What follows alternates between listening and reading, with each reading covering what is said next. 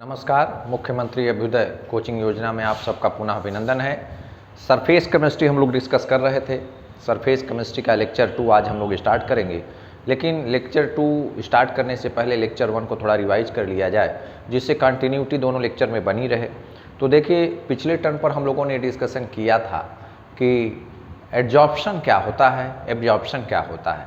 तो मैंने ये बताया था कि किसी भी सॉलिड सरफेस पर, सॉलिड बेस पर जब फॉरेन पार्टिकल आकर के एकमुलेट होते हैं तो the process of accumulation of foreign substance on the surface of another substance is known as the adsorption. और जिस बेस पर आकर फॉरेन सब्सटेंस या मटेरियल एड्जॉर्ब होते हैं उस बेस को हम कहते हैं एड्जॉर्बेंट, और जो फॉरेन सब्सटेंस आता है उसको हम कहते हैं एड्जॉर्बेट, उसको हम कहते हैं एड्जॉर्बेट। तो भाई ध्यान दीजिएगा कि जो एड्जॉर्प्शन है वो सरफेस फिनोमेना है, और इसका जस्ट अपोजिट ये है कि जब फॉरेन सब्सटेंस आए और फॉरेन सब्सटेंस सरफेस के साथ साथ बल्क में भी यूनिफॉर्मली डिस्ट्रीब्यूट हो जाएं, तो इस प्रोसेस को हम कहेंगे एब्जॉर्प्शन। क्या कहेंगे? एब्जॉर्प्शन।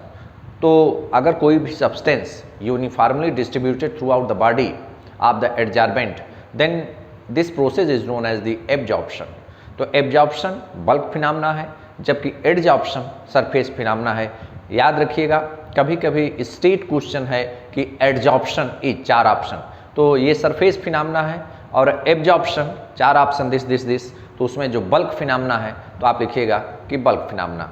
तो इस तरीके से हम लोगों ने एड्जॉर्प्शन डिफाइन किया था, हम लोगों ने एब्जॉर्प्शन डिफाइन किया था, और हमने ये कहा था कि कोई एक फॉरेन सब्सटेंस ऐसा नहीं कि हमेशा एड्जॉर्ब होता है। जैसे मैंने अमोनिया का एग्जाम्पल लिया था, तो मैंने कहा था, मैंने अमोनिया का एग्जाम्पल लिया था तो मैंने कहा था कि यहाँ H2O है, यहाँ पर क्या है? H2O, यहाँ पर पानी है, ओके। और पानी अमोनिया में क्या हो रही है? डिजॉल्व हो रही है। पानी अमोनिया में क्या हो रही है? दिस क्या हो रही है? डिजॉल्व हो रही है। तो अमोनिया पानी में डिजॉल्व हो रही है, तो ये पूरा का पूरा यूनिफॉर्मली डिस्ट्रीब्यूट हो जाती है, तो ये एब्जॉर्प्शन की घटना है। ए बी, यहाँ पर अमोनिया के जो पार्टिकल हैं throughout the whole of the solvent, this process is known as the absorption. लेकिन यही अमोनिया गैस अगर चारकोल के संपर्क में रखी जाती है, तो यहाँ पर चारकोल CHArCOAL, तो अमोनिया गैस अगर चारकोल के संपर्क में रखी जाती है, ये सब अमोनिया के पार्टिकल हैं, तो ये अमोनिया गैस इसके सरफेस पर आके एकमुलेट हो जाता है। यहाँ से भी अमोनिया के पार्टिकल एकमुलेट होंगे, तो हर डायरेक्शन से अमोनिया के पार्टिकल इधर एकमुलेट होंगे इसके सरफेस पर। तो यहाँ पर ये जो अमोनिया गैस वाटर के केस में एब्जॉर्ब हो रही थी, वही अमोनिया यहाँ पर एड्जॉर्ब हो रही है। Ammonia is adsorbed. तो भाई ये ध्यान रखिएगा कि कोई ऐसा नहीं है कि अमोनिया, जैसे यहाँ पर ये फॉरेन सब्सटेंस है, इसको हम एड्जॉर्बेट कहेंगे, तो एड्जॉर्बेट यहाँ पर एब्जॉर्ब हो रहा है, वही एड्जॉर्बेट यहाँ पर क्या हो रहा है? एड्जॉर्ब हो रहा है। तो कभी ये फिगर मत दिमाग में रखिएगा कि कोई एक फॉरेन पार्टिकल अगर एड्जॉर्ब हो रहा है तो हमेशा एड्जॉर्ब ही होगा।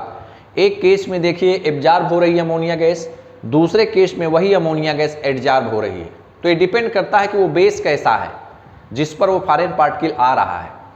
तो हमने एड्जॉर्प्शन डिफाइन किया था, हमने एब्जॉर्प्शन डिफाइन किया था, और इन्हीं दोनों को मिला के एक तीसरा वर्ड, एक नया वर्ड बनता है, उसका नाम है जॉर्प्शन। तो आज से हेडिंग डाल दीजिए, आज का lecture SORPTION, sorption, SORPTION, this is the sorption. तो बताइए भाई, जॉर्प्शन क्या है? एक ऐसा प्रोसेस जिसमें एड्जॉर्प्शन और एब्जॉर्प्शन दोनों हों, उस प्रोसेस को हम कहेंगे जॉर्प्शन। तो मैकबेन एक साइंटिस्ट थे, उनका नाम था मैकबेन एक साइंटिस्ट थे, उन्होंने इसको डिफाइन किया था जॉर्प्शन को, और उन्होंने ये कहा था कि अगर किसी भी प्रोसेस में एड्जॉर्प्शन, ADSORPTION, एड्जॉर्प्शन और एब्जॉर्प्शन दोनों हों, तो इस प्रोसेस को, दोनों को मिला के हम लोग कहेंगे जॉर्प्शन। क्या कहेंगे भाई? जॉर्प्शन। तो अगर जॉर्प्शन आपके सामने आए तो आप समझ जाएंगे कि कि यहाँ पर एड्जॉर्प्शन और एब्जॉर्प्शन दोनों घटनाएं एक साथ हो रही हैं, तो अगर आपसे कोई पूछे कि व्हाट इज द जॉप्शन, तो क्या कहेंगे कि this word was suggested by McBain, and according to McBain the process in which both process of adsorption and absorption takes place simultaneously, एक साथ, then this process is known as the sorption. तो यहाँ पर आप heading यही डाल दीजिए, इसको किसने बताया था? McBain, McBain. और इसी के आगे हम लोग लिखेंगे डबल इंवर्टेड कॉमा में a process in which both process of adsorption, the phenomena, आप ऐसे भी लिख सकते हैं process in which both process of adsorption, the process of adsorption, ADSORPTI, the process of adsorption and absorption, ABSORPTI, a process in which both process of adsorption and absorption takes place simultaneously,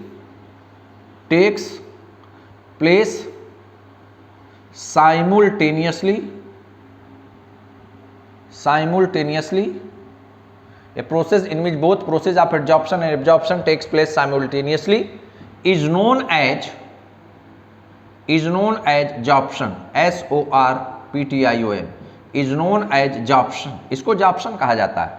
तो हम short में लिख लें, क्यों भाई, हम short में लिख लें, एक स्क्वायर ब्रैकेट ऐसे बना लें और उसी में लिख लें और कि क्या, एड्जॉर्प्शन AD, दैट इज करके जो बात आपने लैंग्वेज में लिखी है वही बात आप स्क्वायर ब्रैकेट में लिख लें, क्योंकि जब आप एग्जाम में जाएंगे तो आपके पास टाइम कम रहेगा और रिवीजन ज़्यादा करना रहेगा। तो ये छोटे छोटे जो बॉक्स हैं, इंपॉर्टेंट बॉक्स, ये आपको बहुत कामगर साबित होंगे। एड्जॉर्प्शन ADSORPTION प्लस एब्जॉर्प्शन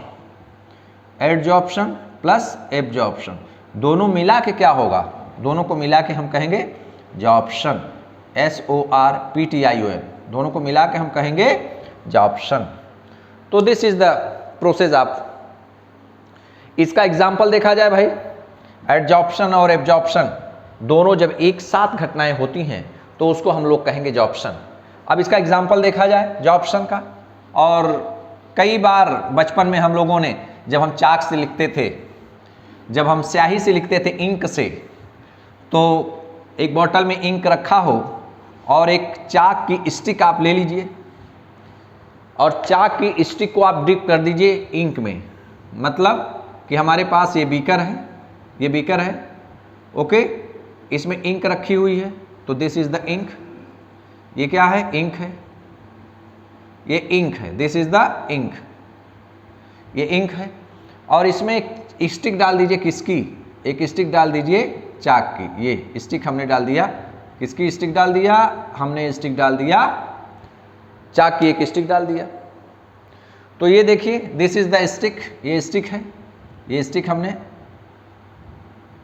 कुछ देर बाद जब हम स्टिक को निकालेंगे बाहर और स्टिक को निकाल के जब हम ब्रेक करें, स्टिक को निकाल के जब हम ब्रेक करें, ऐसे ब्रेक करें, ऐसे ब्रेक करें, इसको ऐसे ब्रेक करेंगे ना, तो ऐसे ब्रेक करेंगे तो हम ये पाएंगे कि यहाँ पर बिल्कुल व्हाइटिश आपको दिखेगा, व्हाइटिश कलर दिखेगा।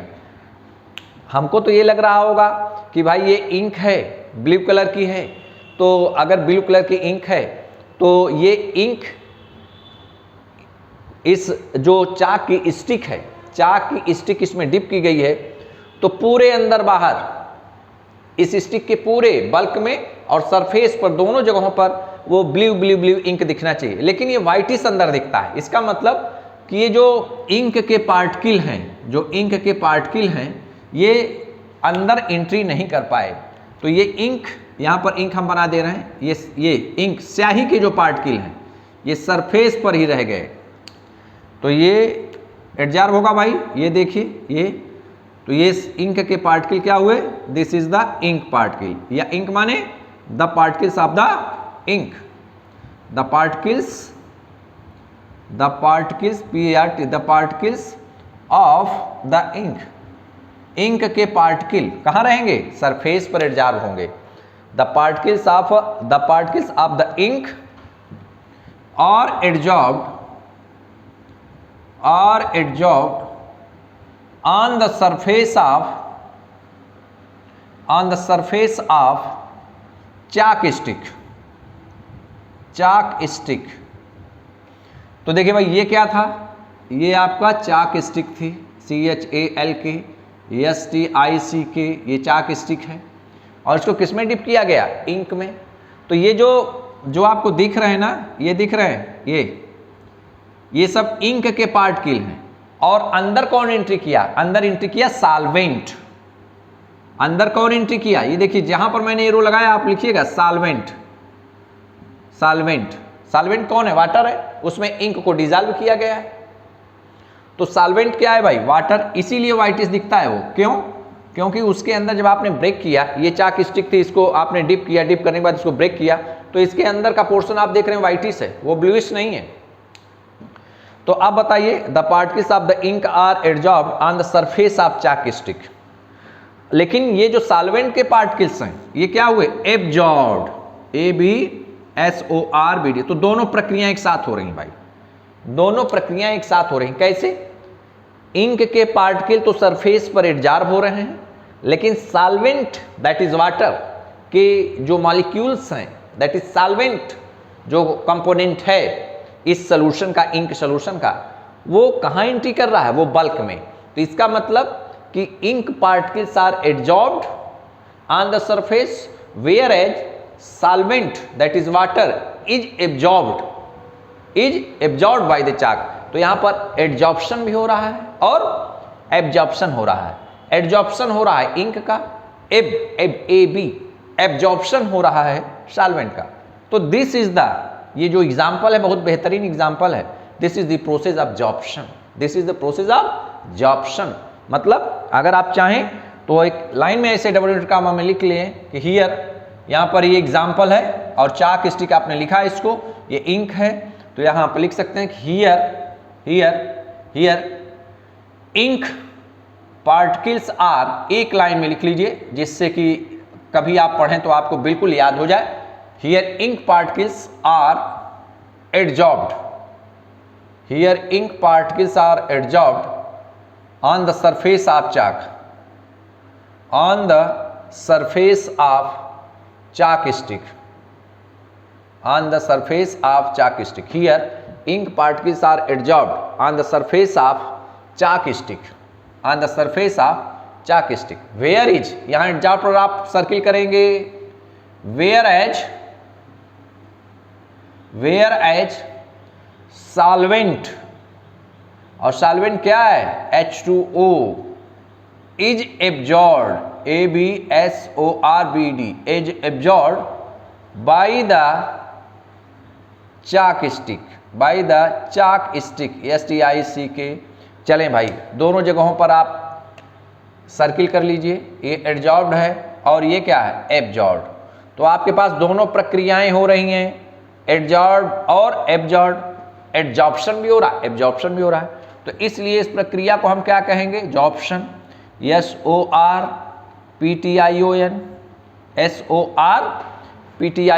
जॉर्प्शन, जॉर्प्शन। तो अगर कोई आपसे कभी डिस्कस करे कि जॉर्प्शन क्या है, तो आप घबराइएगा नहीं, बिल्कुल कहिएगा adsorption plus absorption is equal to sorption. मतलब जहां पर अधिशोषण और अवशोषण दोनों हो, हिंदी माध्यम से जो बच्चे हमारे जुड़े हुए हैं अभ्युदय योजना में, उनके लिए तो उसको हम जॉर्प्शन कहेंगे।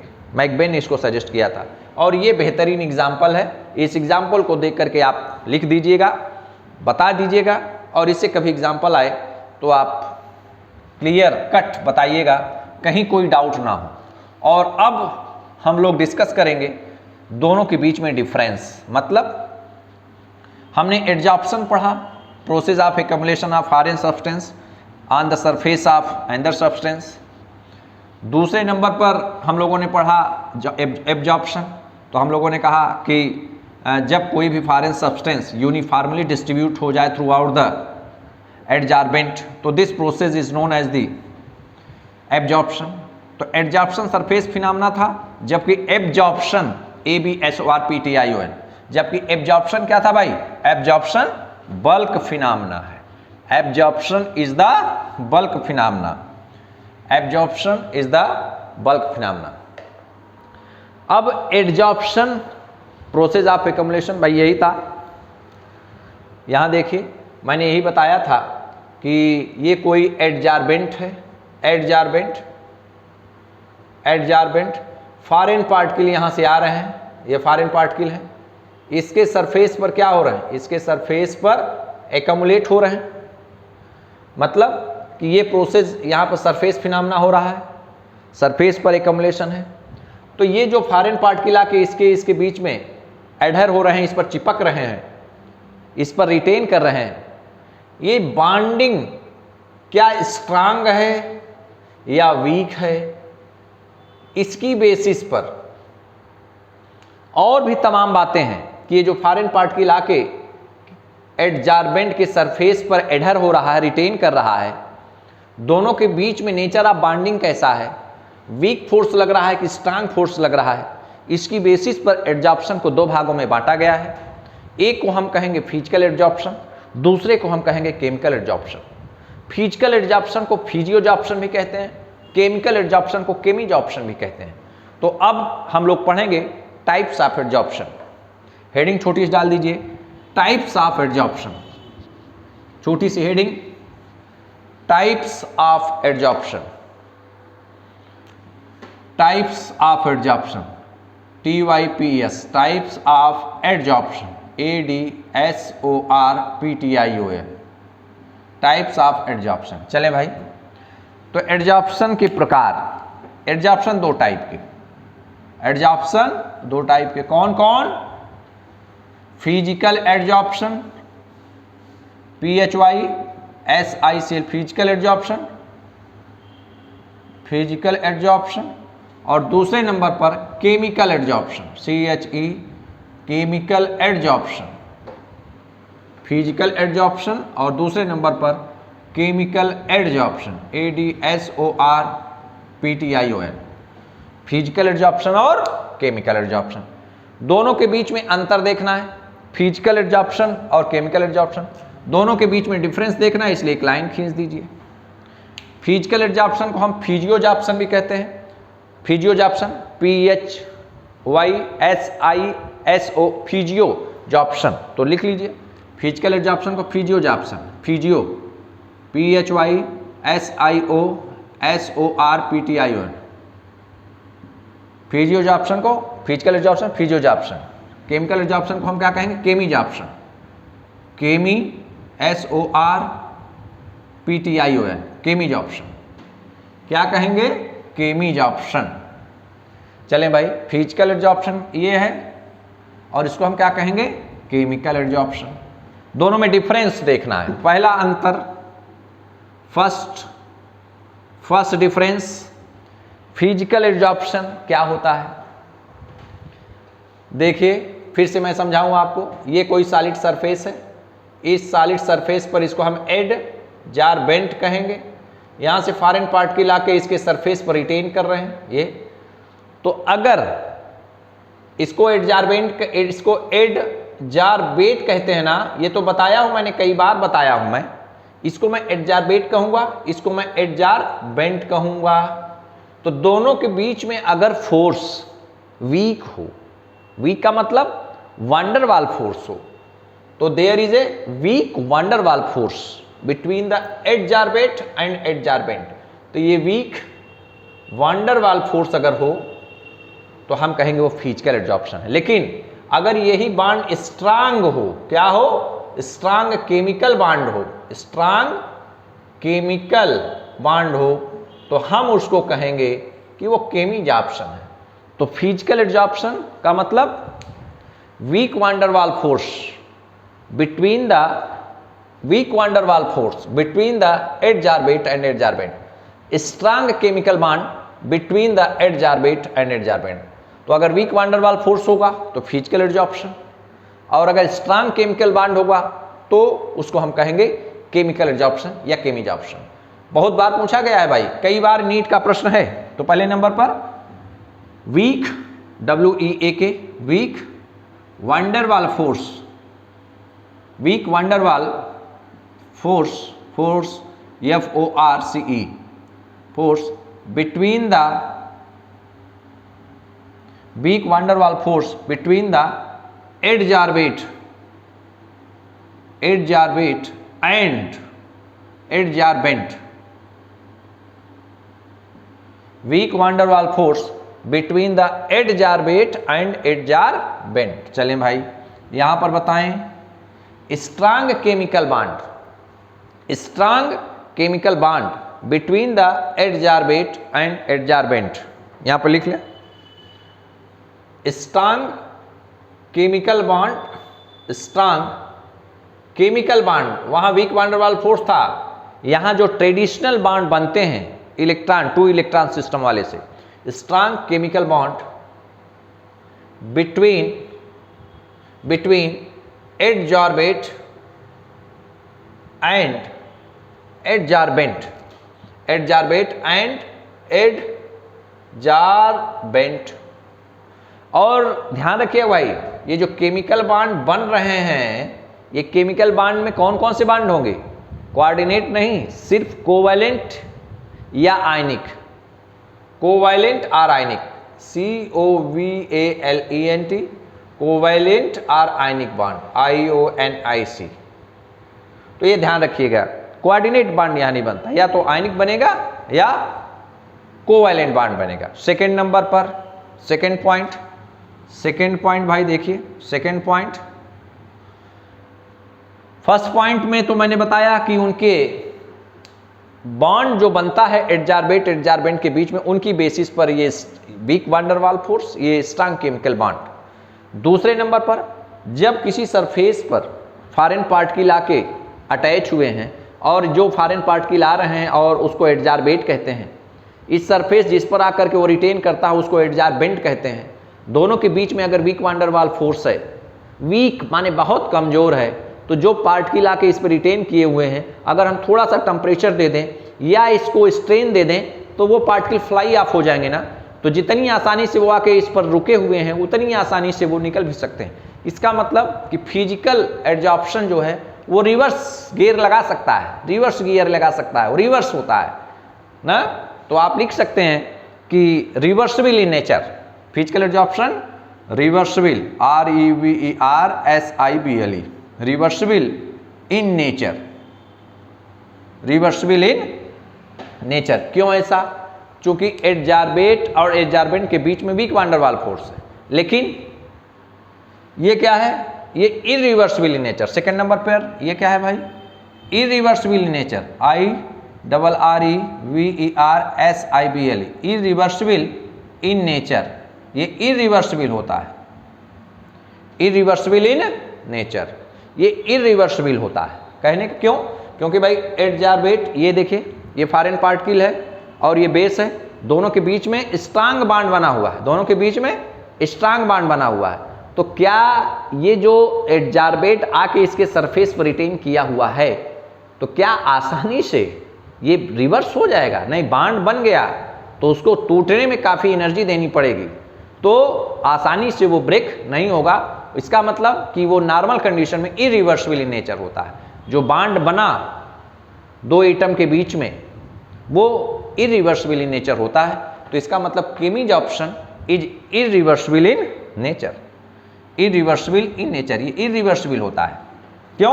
क्योंकि स्ट्रांग केमिकल बॉन्ड एक ट्रेडिशनल जो बॉन्ड बनता है उसके कारण ये टूटता नहीं है। तीसरे नंबर पर भाई देखिए, फिजिकल एडजॉर्प्शन में किसी सॉलिड सरफेस पर फॉरेन पार्टिकल आके एडजॉर्ब होते हैं, लेकिन आपने अगर टेम्परेचर, चूंकि फिजिकल एडजॉर्प्शन में जो एडजॉर्बेट है और एडजॉर्बेंट के बीच में वीक वंडरवाल फोर्स रहता है, थोड़ा सा टेम्परेचर अगर इसको मिल जाए, जिस ये अट्रैक्टिव फोर्स से अट्रैक्ट हैं, जिस वंडरवाल फोर्स से अट्रैक्ट हैं, उससे थोड़ा ज़्यादा टेम्परेचर आपने दिए तो फॉरेन पार्टिकल फ्लाई ऑफ हो जाएंगे। लेकिन अगर आपको रिटेन करना है कि फिजिकल एडजॉर्प्शन बना रहे, तो आपको फिजिकल एडजॉर्प्शन बहुत लो टेम्परेचर पर कराना होगा, बहुत कम टेम्परेचर पर। तो कैसे इसको कहा जाए कि physical adsorption occurs at very low temperature, बहुत कम तापमान पर फिजिकल एड्जॉर्प्शन हैपन होता है, अकर करता है। तो नेक्स्ट पॉइंट यही है कि अकर्स, यहां पर लिख सकते हैं कि फिजिकल एड्जॉर्प्शन, आपने हेडिंग दिया ही है, occurs OCCURS occurs at very low temperature, occurs at very low temperature, ये बहुत लो टेम्परेचर पर काम करता है। चलिए यहां आइए भाई, ये केमिकल एड्जॉर्प्शन है ना, ये chemical adsorption occurs at every temperature, ये एवरी टेम्परेचर पर, it can occur at all temperature, सारे तापमान पर केमिकल एड्जॉर्प्शन हो सकता है, बांड बन सकता है। तो इट अकर्स, यहां पे लिख सकते हैं it occurs OCCURS, it occurs at all temperatures, it occurs at all temperature. Next point भाई, तो हम लोगों ने 3 पॉइंट पढ़ा। चौथे नंबर पर फिजिकल एड्जॉर्प्शन, ये देखिए, ये देखिए, ये कोई हमारा एडजार्बेंट है, एडजार्बेंट पर फॉरेन पार्टिकल आकर इस पर एडजार्ब हो रहे हैं वीक वंडरवाल फोर्स के द्वारा। तो अगर हम टेम्परेचर बढ़ाएंगे तो ये बेचारा जो भी फॉरेन पार्टिकल आए हुए हैं इसके सरफेस पर एडजार्ब हैं, वो फ्लाई अप होते जाएंगे। टेम्परेचर कम रखिए जिससे फिजिकल एड्जॉर्प्शन अच्छे से बना रहे। अगर आप टेम्परेचर बढ़ाएंगे तो ये बेचारा क्या होगा, फिजिकल एड्जॉर्प्शन का नामो निशान है, जो मॉलिक्यूल इसके सरफेस पर आने का प्रयास करें वो दूर चले जाएंगे। तो फिजिकल एड्जॉर्प्शन अगर आपको बढ़ाना है कि ज़्यादा से ज़्यादा फॉरेन पार्टिकल आएँ और इसके सरफेस पर एडजार्ब हों, तो आपको टेम्परेचर कम की ज़्यादा, आपको टेम्परेचर कम रखना होगा। तो physical adsorption increases with decrease in temperature. अगर आप टेम्परेचर कम रखेंगे तभी फॉरेन पार्टिकल कहें हाँ हाँ भाई, अब मैं आके इसके सरफेस पर वंडर वाला फोर्स के द्वारा अट्रैक्ट होकर रिटेन कर सकता हूं। तो physical adsorption increases with decrease in temperature, या आप उल्टा कह सकते हैं कि फिजिकल एड्जॉर्प्शन टेम्परेचर बढ़ाने पर घटता है, ये भी तो कह सकते हैं ना कि physical adsorption decreases with rise in temperature. अगर आप टेम्परेचर बढ़ाएंगे तो उसके सरफेस से जो मॉलिक्यूल आकर के वंडरवाल फोर्स के द्वारा अटैक्ट हैं, रिटेन हैं, वो फ्लाई अप करते जाएंगे, निकलते चले जाएंगे। तो आप कह सकते हैं कि फिजिकल एड्जॉर्प्शन डिक्रीजेज, घटता है with rise in temperature. Physical adsorption decreases, DECREASAS, decreases with rise in temperature, with rise in temperature, with rise in temperature. और यहां भाई 4th पॉइंट पे ये पॉइंट है कि केमिकल एड्जॉर्प्शन डायरेक्टली प्रोपोर्शनल होता है टेम्परेचर के, मतलब कि chemical adsorption increases with rise in temperature. तो लिखिए कि केमिकल एड्जॉर्प्शन इंक्रीजेज, ये बड़ा इंपॉर्टेंट है, इसको जरा स्टार बना लीजिएगा, ये स्टार बना, increases INCREASES, chemical adsorption increases with rise in temperature, chemical absorption increases with rise in temperature, TEMPERATURE, chemical absorption increases with rise in temperature, with rise in temperature, temperature बढ़ने के साथ ये बढ़ता चला जाता है।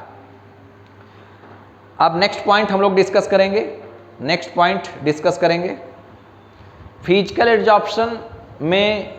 मैंने ये बताया कि कोई भी फॉरेन पार्टिकल किसी भी एड्जार्बेंट के सरफेस पर आके अगर एड्जार्ब हो रहे हैं वीक वंडरवाल फोर्स के द्वारा, तो उसको हम फिजिकल एड्जॉर्प्शन कहेंगे।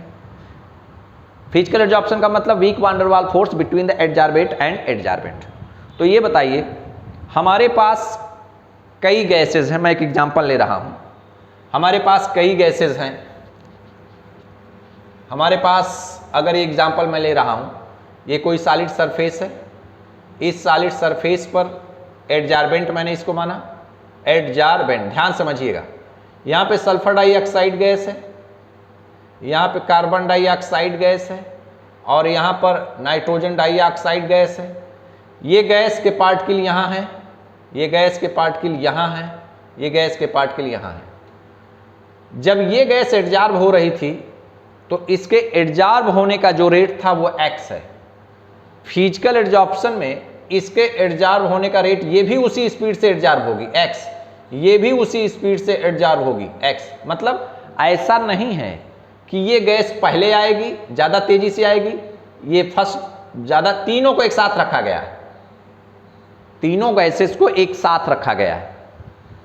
तो ये पूछा जा रहा है आपसे कि कौन गैस पहले एडजॉर्ब होगी। तो फिजिकल एडजॉर्प्शन में कोई स्पेसिफिक नेचर इस एडजॉर्बेंट का नहीं है कि किसी गैस को ये अपने ऊपर प्रेफरेंशियली एडजॉर्ब करे। मतलब कि लैक ऑफ स्पेसिफिक नेचर होता है। फिजिकल एडजॉर्प्शन में लैक ऑफ स्पेसिफिसिटी होती है।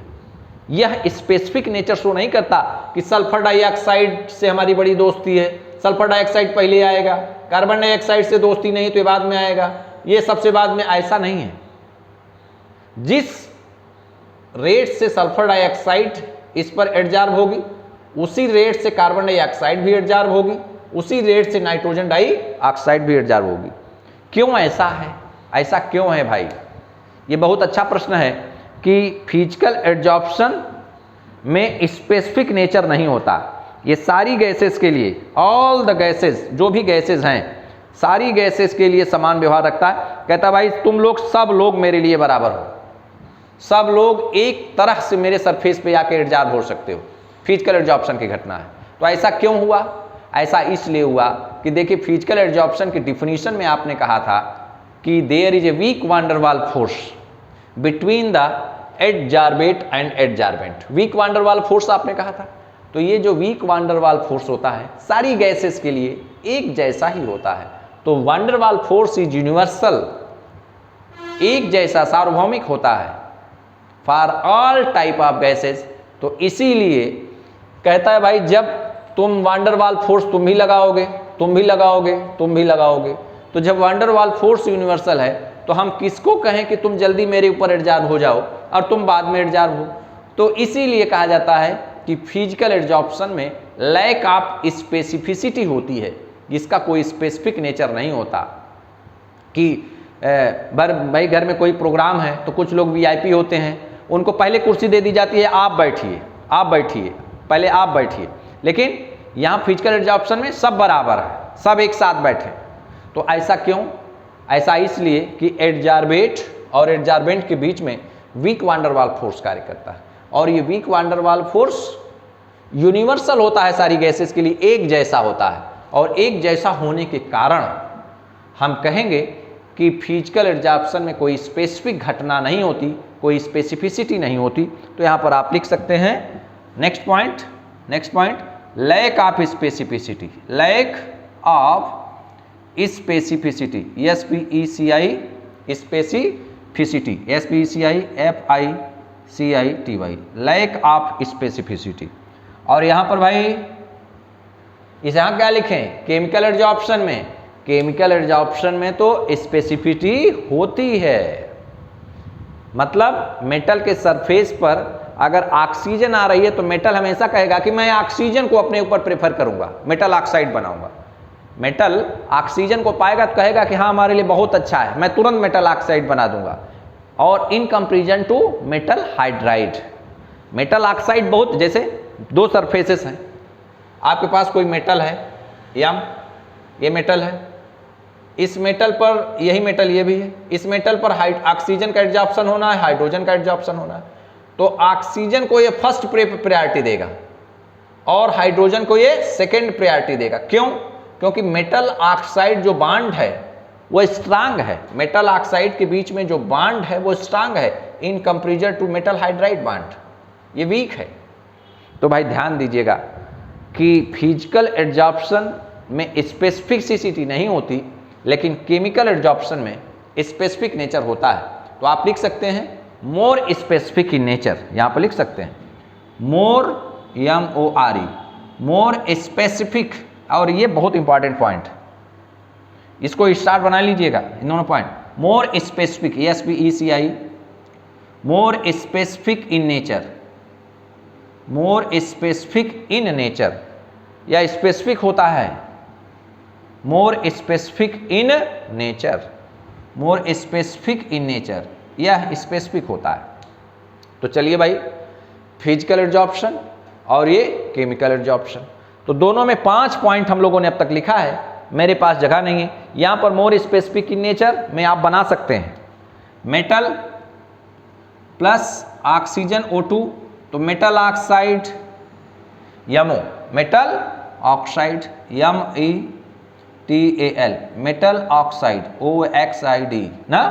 और मेटल ऑक्साइड क्या होता है, ये बहुत स्ट्रांग होता है, MO bond, MO bond strong होता है। MO बांड क्या है, स्ट्रांग, किसके कंपेरिजन में, यही जो हमने बताया यहाँ पर, वहाँ लिखना चाहता था। तो in comparison to metal hydride, ये क्या, मेटल और हाइड्रोजन के बीच में बांड क्या होता है, वीक होता है। तो अगर कोई आपसे पूछे फिजिकल एड्जॉर्प्शन स्पेसिफिक है कि नॉन स्पेसिफिक, तो आपका जवाब होगा फिजिकल एड्जॉर्प्शन नॉन स्पेसिफिक है, लेकिन केमिकल एड्जॉर्प्शन स्पेसिफिक है। दोनों का रीजन आप बता दीजिएगा कि भाई वहाँ पर केमिकल बांड जो बनता है वो एक नेचुरल केमिकल बांड है, ट्रेडिशनल केमिकल बांड है, इसलिए वो स्पेसिफिक होता है। जैसे मेटल ऑक्सीजन का कॉम्बिनेशन करा के मेटल ऑक्साइड बना दीजिएगा, बता दीजिएगा कि मेटल ऑक्सीजन के प्रति ज़्यादा एफिनिटी रखता है और हाइड्रोजन के प्रति कम समर्पित रहता है, कम वीक बांड बनता है। तो आपने 5 पॉइंट डिस्कस किया है।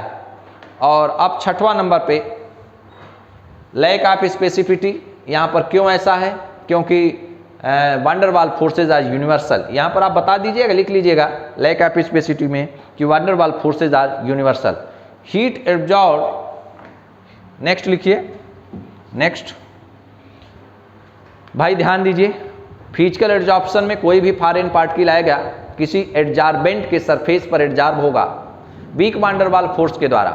तो इसमें जो एंथैल्पी ऑफ एड्जॉर्प्शन है, जो एनर्जी ऑफ एड्जॉर्प्शन है, बहुत लो होती है, बहुत लो होती है। वो कितना होती है, वो 20 से 40 किलो जूल पर मोल होती है। तो heat evolve in the physical adsorption, heat evolve in the physical adsorption is very लो।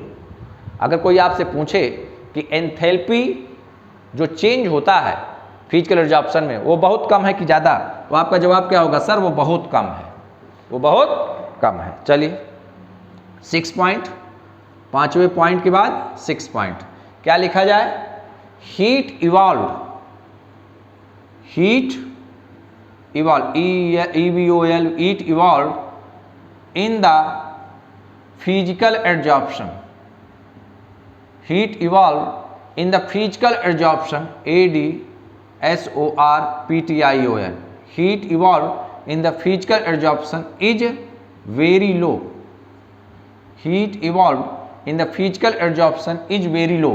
कितना है भाई, that is 20 to 40 kilo joule per mole, 20 to 40 kilo joule per mole.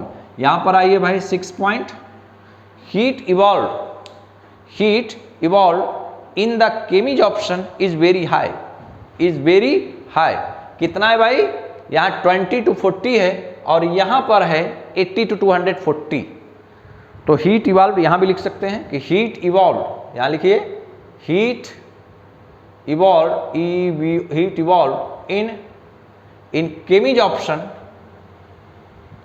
heat evolved in chemabsorption is very high, is very high, is very high, that is 80 to 240 kilojoule per mole. बहुत important है ये, एक बार पूछा गया, ये दोनों values पूछी गई। तो ये नीट का बहुत अच्छा प्रश्न है, जेई का बहुत अच्छा प्रश्न है, नीट का बहुत अच्छा प्रश्न, जेई का बहुत अच्छा प्रश्न। एक बार पूछी गई ये वैल्यू कि 20 to 40 किलो जूल पर मोल और उसमें 80 to 200 किलो जूल पर मोल होता है। नेक्स्ट पॉइंट 7th पॉइंट है। 7th पॉइंट में हम लोग डिस्कस करेंगे कि कौन मल्टी लेयर है और कौन मोनो लेयर है। नेक्स्ट पॉइंट में पॉइंट नंबर 7, देखिए भाई, ये कोई एडजॉर्बेंट है, एडजार्बेंट पे फॉरेन पार्टिकल आके एडजार्ब हो रहे हैं इसके सरफेस पर। तो ये बताइए, अगर फिजिकल एडजॉर्प्शन हो रहा है तो जो फॉरेन पार्टिकल आ रहे हैं इसके सरफेस पर एडजार्ब हो रहे हैं, दोनों के बीच में week van der Waals force होगा। तो ये जो week van der Waals force है, जब फोर्स ही लगाना है, कोई बांड तो बनना नहीं कि कोई फॉरेन पार्टिकल आया इसके बीच में, फॉरेन पार्टिकल के बीच में, इसके बीच में एक बांड बन गया तो अब दूसरा बांड नहीं बन सकता है, ऐसा तो नहीं। जब एक वान डेर वाल वीक फोर्स ही है तो week van der Waals force तो और भी मॉलिक्यूल पर लेयर लग सकता है ना। जैसे एक लेयर आया, मान लीजिए कि ये फॉरेन पार्टिकल आया, इसके सरफेस पर रिटेन कर गया through the one der Waals force. दूसरा जब लेयर आया, दूसरा लेयर कोई आ रहा है, ये दूसरा लेयर आ रहा है तो ये इसको भी अटैक कर सकता है ना, क्यों? वान डेर वाल फोर्स ही है तो इसके ऊपर भी फोर्स तो लगा सकता है। तो इसका मतलब आप कह सकते हैं कि एक लेयर के बाद फिर दूसरी लेयर के बाद तीसरी लेयर के बाद चौथी लेयर। तो फिजिकल एडजॉर्प्शन में एक्सटेंड बियॉन्ड मोनोलेयर के बियॉन्ड भी ये एक्सटेंड कर सकता है। कौन? Physical adsorption. तो यही डिस्कस करना है इस पॉइंट में कि फिजिकल एडजॉर्प्शन में एक्सटेंड बियॉन्ड मोनोलेयर से ऊपर भी ये second layer, third layer, fourth layer तक ये प्रभावी रहता है। तो यही लिखना है कि फिजिकल एडजॉर्प्शन में extend beyond monolayer. Physical adsorption लिखिए, फिजिकल एडजॉर्प्शन पीए लिख दे रहा हूं, में एक्सटेंड बियॉन्ड मोनोलेयर। क्यों ऐसा है? Due to the weak van der Waals force. Physical adsorption में एक्सटेंड बियॉन्ड मोनोलेयर पर अंडरलाइन कर लीजिएगा। चलिए यहां पर 7th पॉइंट, यहां पर इसको समझिए भाई। चूंकि जो एडजार्बेंट है और फॉरेन पार्टिकल है, दोनों के बीच में स्ट्रांग केमिकल बांड बनता है ना, और जब बांड बन गया तो उनकी एक निश्चित बांड लेंथ होगी, उसकी एक सीमा होगी कि इस बांड की इतनी ही लेंथ हो। Single bond, double bond, triple bond, covalent bond, ये सारे बांड की एक शॉर्ट रेंज होता है, इनकी एक लिमिट होती है, इनका एक डिस्टेंस होता है।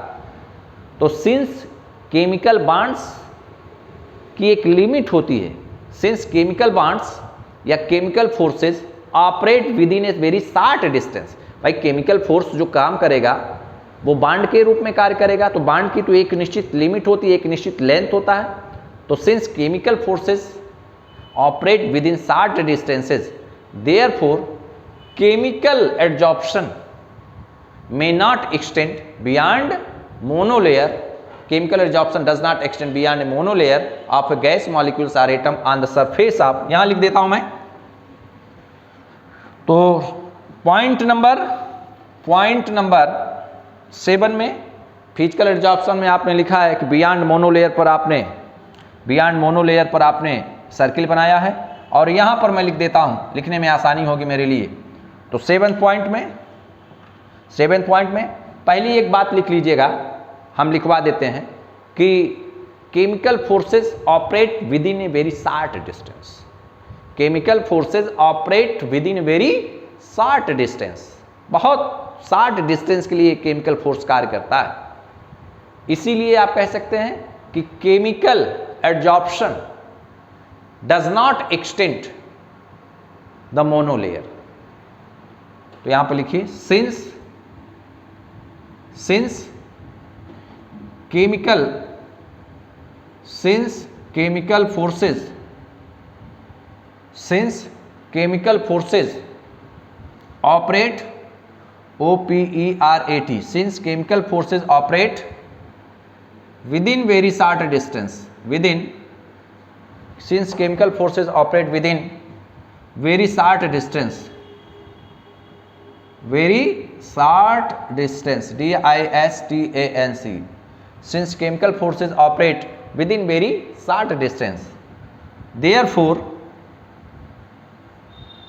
के बाद लिखिए भाई डबल कामा में, therefore chemical absorption, CHEMIC, chemical absorption, ADSORPTION, therefore chemical absorption does not extend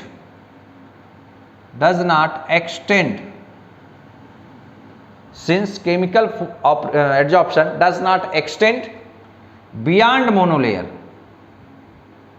beyond monolayer, MONOLAY, beyond monolayer, LAYER, beyond monolayer of gases or atoms, beyond monolayer of gases or atoms or molecules on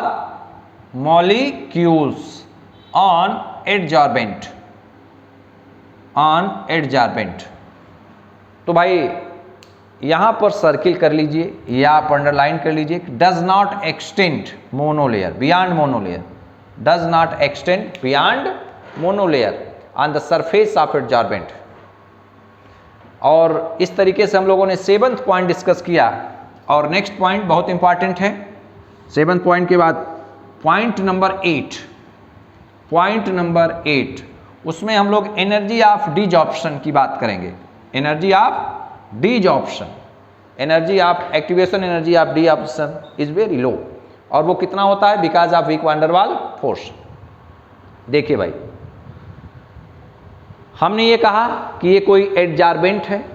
अगर foreign particle आके इसके surface पर weak van der Waals बना के इस पर retain कर रहा है through the weak van der Waals force, तो इसको फिजिकल एडसॉर्प्शन कहेंगे। अच्छा ये बताइए, जो फॉरेन पार्टिकल इसके सरफेस पर weak van der Waals force के द्वारा अट्रैक्ट है, अगर उसको फ्लाई ऑफ कराना है, उसको रिमूव कराना है, तो weak van der Waals force से अट्रैक्ट है, वीक वैन डर फोर्स के द्वारा ये इस पर अटैच हुए हैं।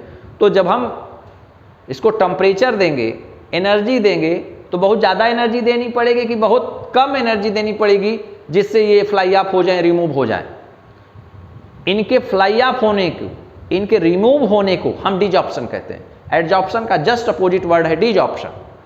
तो activation energy of desorption for the physical adsorption is very low की वेरी हाई।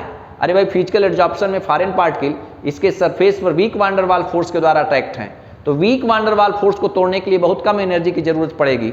तो बहुत कम एनर्जी की जरूरत पड़ेगी, इसका मतलब कि energy of activation for the desorption in the physical adsorption is very low, बहुत कम है। क्यों? Because of the weak van der Waals force. तो आप नेक्स्ट पॉइंट जो आपके पास 8वां पॉइंट है, उसमें हम यही डिस्कस करेंगे कि फिजिकल एडसॉर्प्शन के लिए एक्टिवेशन एनर्जी ऑफ डिजॉर्प्शन बहुत लो है, केमिकल एडसॉर्प्शन के लिए, केमिजॉर्प्शन के लिए activation energy for the desorption is very high because of the traditional chemical bond between two atoms or molecules। चलिए नेक्स्ट पॉइंट 7 के बाद 8 पॉइंट, 7 के बाद 8, 5, 3, 8 चलें। 8 पॉइंट लिखिए, लिखना है भाई हम लोगों को। क्या लिखना है कि activation energy of activation energy ENERGY, activation energy of desorption DSORPTION, activation energy of desorption is very low because of weak van der Waals force,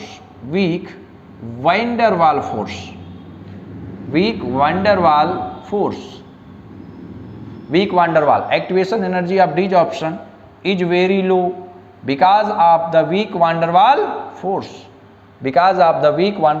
force, और 5, 3, 8। चलिए भाई 5, 3, 8, 5, 3, 8, 5, 3, 8।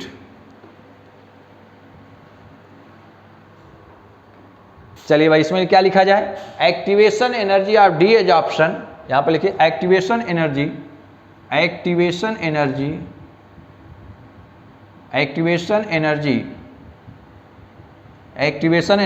Of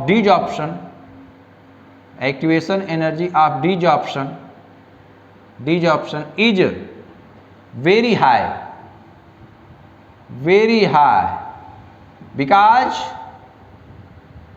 because of strong chemical bond, strong chemical bond, because of strong chemical bond, due to the strong chemical force। तो भाई इस तरीके से हम लोगों ने एक साथ मिलकर डिस्कस किया फिजिकल एब्जॉर्प्शन और केमिकल एब्जॉर्प्शन के बीच में क्या अंतर है। इसके 8 पॉइंट हैं और बहुत आसान पॉइंट हैं। पहले नंबर पर आपने डिफिनीशन बताया कि इसमें फिजिकल एब्जॉर्प्शन में week van der Waals force कार्य करता है, केमिकल एब्जॉर्प्शन में स्ट्रांग केमिकल बॉन्ड होता है। दूसरे नंबर पर आपने बताया कि फिजिकल एब्जॉर्प्शन रिवर्सिबल है, ये इरिवर्सिबल है। तीसरे नंबर पर आपने बताया कि इसमें टेम्परेचर बढ़ाने पर ये घटेगा, टेम्परेचर बढ़ाने पर ये घटेगा, ये टेम्परेचर के बढ़ाने पर बढ़ता है। फिर आपने कहा कि ये लेस स्पेसिफिक है, ये मोर स्पेसिफिक है। फिर आपने बताया कि फिजिकल एब्जॉर्प्शन ये एक्सटेंड कर सकता है मोनोलेयर को, और ये मोनोलेयर को एक्सटेंड नहीं करेगा क्योंकि केमिकल फोर्सेस का एक शॉर्ट डिस्टेंस रेंज होता है। फिर आपने बताया कि फिजिकल एब्जॉर्प्शन में जो एक्टिवेशन एनर्जी ऑफ डिजॉर्प्शन है वो बहुत लो है, क्योंकि जो एडजॉर्बेट और एडजॉर्बेंट है दोनों के बीच में week van der Waals force कार्य करता है। तो जो पार्टिकल आके सरफेस पर रिटेन किए हुए हैं उनको फ्लाई ऑफ कराने के लिए आप थोड़ा सा भी टेम्परेचर दे देंगे, थोड़ी सी भी एनर्जी दे देंगे तो वो अपने सरफेस को छोड़ के दूर चले जाएंगे। यहाँ पर आपने ये कहा कि एक्टिवेशन एनर्जी ऑफ डिजॉर्प्शन बहुत हाई होता है, बहुत हाई होता है, high energy of activation and therefore. चलिए एक नोट लिखिए, अब इसको हम लोग याद कर लेंगे क्योंकि कई बार एग्जाम में दोनों के बीच में अगर हमको सारे डिफरेंस याद हैं तो हम ऑब्जेक्टिव थ्योरेटिकल क्वेश्चन को अच्छे से हैंडल कर सकते हैं। अगर याद नहीं है हमको तो हमारे लिए प्रॉब्लम क्रिएट हो सकती है, हम गलती कर सकते हैं। इसलिए सारे पॉइंट को आप बहुत ढंग से याद रखिएगा। बहुत ज़्यादा पॉइंट तो है नहीं, केवल 8 पॉइंट हैं और एक एक लाइन के पॉइंट हैं। एक बार आपका कॉन्सेप्ट क्लियर हो जाएगा तो आप अपने दिमाग को इस्तेमाल करते हुए आप ऑप्शन टिक कर लेंगे। तो चलिए भाई, जो केमिकल एब्जॉर्प्शन है, केमिकल एब्जॉर्प्शन में मैंने अभी लास्ट में एक पॉइंट बताया कि केमिकल एब्जॉर्प्शन क्या है कि कोई भी फॉरेन पार्टिकल आएंगे, फॉरेन पार्टिकल किसी सरफेस पर केमिकल फोर्स, केमिकल बॉन्ड के द्वारा अट्रैक्ट हैं एडजॉर्बेंट पर, तो उस एब्जॉर्प्शन को हम कहेंगे केमिकल एब्जॉर्प्शन। और मैंने लास्ट पॉइंट अभी बताया डिफरेंस का, और ये बताया कि केमिकल एब्जॉर्प्शन में जो एक्टिवेशन एनर्जी ऑफ डिजॉर्प्शन है वो बहुत हाई है, very high. Activation energy of desorption in the chemisorption in the phenomenon of chemical absorption is very high, बहुत हाई है। क्यों? Due to the strong chemical forces. और इसीलिए केमिकल एब्जॉर्प्शन को एक नया नाम दिया जाता है क्योंकि इनकी एक्टिवेशन एनर्जी ऑफ डिजॉर्प्शन बहुत हाई है। Activation energy of desorption is very high, इसी के कारण केमिकल एब्जॉर्प्शन का एक नया नाम दिया गया है, उसका नाम है एक्टिवेटेड एब्जॉर्प्शन। एक्टिवेटेड एब्जॉर्प्शन, क्या नाम है? Activated, ACTIV, activated absorption. तो अगर कोई आपसे पूछे कि ये एक्टिवेटेड एब्जॉर्प्शन क्या है तो आप क्या कहेंगे? भैया केमिकल एब्जॉर्प्शन को ही एक्टिवेटेड एब्जॉर्प्शन कहा जाता है। अभी आपने भूला, अभी chemical absorption involves very high energy of activation and therefore, लिख लीजिए केमिकल एनर्जी, एक लाइन लिख लीजिए, केमिकल एनर्जी, केमिकल लिख लीजिए, केमिकल एब्जॉर्प्शन डबल एंड कामा में, chemical absorption, chemical absorption CHEMIC, chemical absorption, chemical absorption, chemical absorption involves, INVOLV, chemical absorption involves, chemical absorption involves very high energy of, chemical absorption involves very high energy of absorption, very high energy of absorption, ADSORPTION. Chemical absorption involves very high energy of absorption and therefore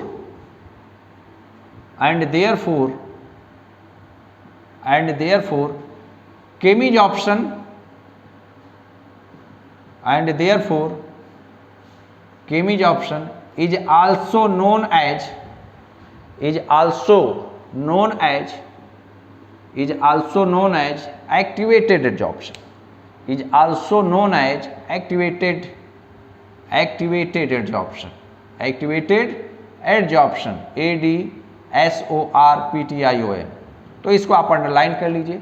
अगर कभी आपसे कोई पूछे कि activated adsorption क्या है, तो आपका जवाब कि भैया एक्टिवेटेड एडजॉर्प्शन कुछ है ही नहीं, वही जो केमीज ऑप्शन है, CHEMISORPTION, वही केमीज ऑप्शन क्या है, उसी को हम कहेंगे एक्टिवेटेड एडजॉर्प्शन।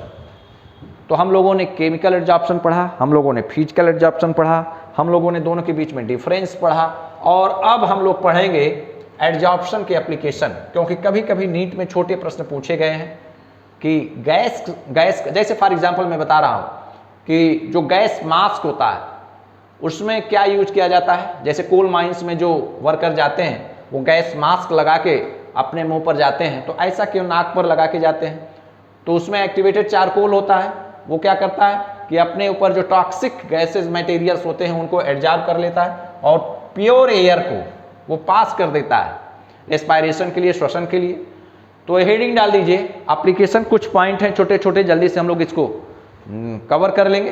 तो एप्लीकेशन ऑफ एडजॉर्प्शन, हेडिंग डालिए application of adsorption, application APPLICATION, application of adsorption, application of adsorption, application of adsorption, adsorption का एप्लीकेशन। भाई कल मैंने बताया था कि अगर हमारे पास कोई एक क्रूसिबल है, और क्रूसिबल की विशेषता ये होती है कि बहुत तेजी से मॉइस्चर को एब्जॉर्ब कर लेती है, तो हम ये चाहते हैं कि हमारी क्रूसिबल मॉइस्चर को एब्जॉर्ब ना करे, मॉइस्चर को एब्जॉर्ब ना करे। तो उसके लिए हम क्या करेंगे कि ऐसे प्लेस पर रखें जहाँ पर मॉइस्चर हो ही ना। तो अगर वैक्यूम क्रिएट करना है हमको जहाँ पर मॉइस्चर, नमी ना हो, तो भाई कल मैंने आपसे डिस्कस किया था और खूब अच्छे ढंग से डिस्कस किया था कि हमारे पास कोई बीकर है ना, और बीकर को टाइटली हम लोग बंद करते हैं, यहाँ से टाइटली बंद करते हैं, यहाँ से ओके, यहाँ करते हैं टाइटली बंद करते हैं। तो यहाँ पर हम लोगों ने क्या रखा है, हम लोगों ने क्या रखा है, ठीक है। तो पहले नंबर पर क्रूसिबल में हम कैल्शियम क्लोराइड रख देते हैं ना, anhydrous calcium chloride CaCl2। Anhydrous calcium chloride क्या करेगा, एनहाइड्रस कैल्शियम क्लोराइड अपने ऊपर, anhydrous calcium chloride water vapour को एब्जॉर्ब करेगा। Water vapours are absorb, water vapours are absorb, ABSORBD, water vapours are absorb, water vapour absorb हो जाती हैं। क्या हो जाती हैं, एब्जॉर्ब हो जाती हैं। तो पहला पॉइंट यही है, फर्स्ट पॉइंट। एप्लीकेशन में एडजॉर्प्शन का एप्लीकेशन कहां किया जाता है, to create high vacuum, to create high vacuum, to create high vacuum, VACCUM। Second point, second point क्या है भाई, सेकेंड पॉइंट ये है कि जो गैस मास्क होता है, हम जो हमारे जो कोल माइंस के वर्कर हैं वो गैस मास्क अपने मुंह पर और नाक पर लगा करके माइंस में प्रवेश करते हैं। तो ऐसा क्यों करते हैं, वो गैस मास्क इसके लिए लगाते हैं कि गैस मास्क में एक्टिवेटेड चारकोल होता है। एक्टिवेटेड चारकोल जो टॉक्सिक गैसेज होती हैं, मटेरियल्स होते हैं टॉक्सिक, उनको अपने सरफेस पर एब्जॉर्ब कर लेता है और जो प्योर एयर होती है उसको अंदर एंट्री करने देता है, जिससे रिस्पायरेशन बना रहे। तो इसी बात को शॉर्टकट तरीके से लिखना है कि activated charcoal is used in gas mask in which all toxic gases and vapours are absorbed by the charcoal while pure gases या pure oxygen passes through its pore practically unchanged। तो यही लिखना है कि एक्टिवेटेड चारकोल, गैस मास्क जो लगा के coal mines के वर्कर एंट्री करते हैं, वो गैस मास्क लगा के एंट्री करते हैं। और उस गैस मास्क में क्या होता है भाई, एक्टिवेटेड चारकोल, याद रखिएगा एक्टिवेटेड चारकोल। तो एक लाइन मैं लिख दे रहा हूं, आप भी नोट कर लीजिए, activated charcoal, CHARCOAL, activated charcoal is used in gas mask, activated charcoal is used in gas mask, और ये एक्टिवेटेड चारकोल करता क्या है, इन विच ये क्या करता है भाई, सारे टॉक्सिक गैसेस को या वेपर को अपने सरफेस पर एब्जॉर्ब कर लेता है। तो लिखिए activated charcoal is used in gas mask in which all toxic gases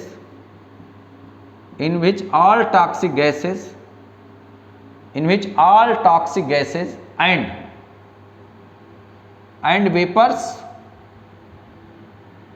vapors are activated charcoal is used in gas mask in which all toxic gases and vapors are adsorbed on the surface of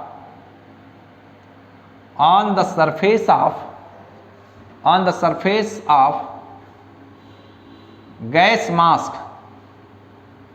while जबकि pure oxygen O2 passes through its pore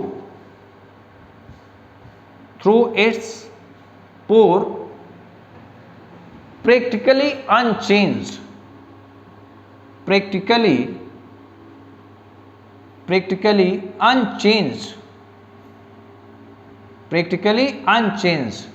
तो भाई ये circle कर लीजिए कि activated charcoal use किया जाता है किसमें, एक्टिवेटेड चारकोल यूज किया जाता है गैस मास्क में। किसमें, गैस मास्क में, जिसको कि कोल माइंस के हमारे वर्कर वो क्या करते हैं, लगा के जाते हैं कोल माइंस में, जिससे टॉक्सिक गैसेस या वेपर उसके सरफेस पर एब्जॉर्ब हो जाएं और प्योर एयर वो अंदर एंट्री करे श्वसन के लिए, रिस्पायरेशन के लिए। नेक्स्ट पॉइंट, अगर हमारे कमरे में बहुत मॉइस्चर है भाई, हमारे कमरे में बहुत मॉइस्चर है, बहुत नमी है, तो हम क्या करें, 2-3 बोरा या 2-3 बोरी या 2-4 केजी हम एल्युमिना सिलिका जेल ले आके रख दें, तो जो मॉइस्चर हमारे रूम में है, हमारे कमरे में है, वो क्या होगी, उसके सरफेस पर एब्जॉर्ब हो जाएगी। तो alumina silica gel is used for the removal of humidity और मॉइस्चर फ्रॉम आवर रूम्स। तो next point, are used for removing moisture and controlling humidities of rooms.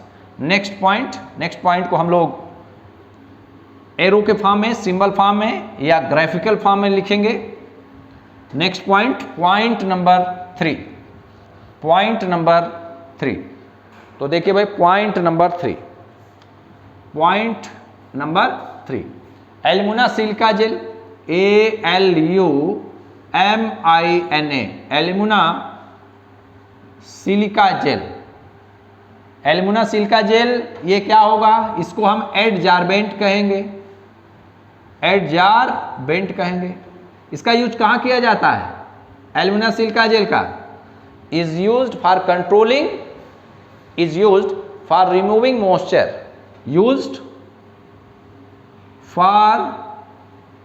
removing moisture, MOISTURE, used for removing moisture, MOISTURE, used for removing moisture को remove करने में इसका प्रयोग किया जाता है। And controlling the humidity, and controlling CONTROLL, and controlling the humidity HUMIDITY, and controlling, removing moisture and controlling the humidity from